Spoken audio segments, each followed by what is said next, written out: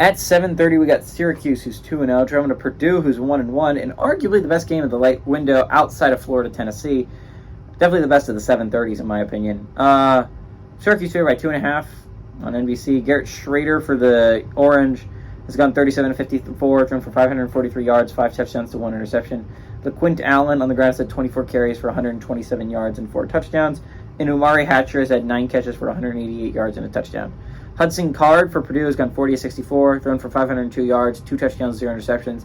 Devin Mockabee has been impressive on the ground, 37 carries for 155 yards and 2 touchdowns. And Deion Burks has had 5 catches for 170 yards and 2 touchdowns.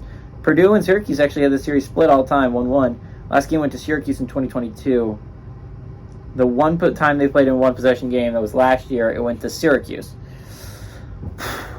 I think what's really interesting here is just if you're looking at it, Syracuse is undefeated, right? They're 2-0, but Purdue has played a tougher schedule and is now 1-1, and it just depends on what you consider more impressive.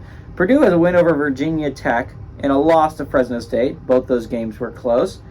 Syracuse has dominated their first 2 opponents, but they were FCS and Western Michigan. So it's going to be interesting just to think, what do you put more value on? Purdue has been a good football team so far this year. They have been. Hudson Card has looked like a solid quarterback. They just got unfortunate luck in the Fresno State game. It just didn't work out their way. And Fresno State was a tough team to draw week 1, right? If you play them later, you probably beat them. But they draw you at a rough time for that. Purdue's a good football team. It's going to be at Purdue, which is their first game back to Purdue since they lost to Fresno State.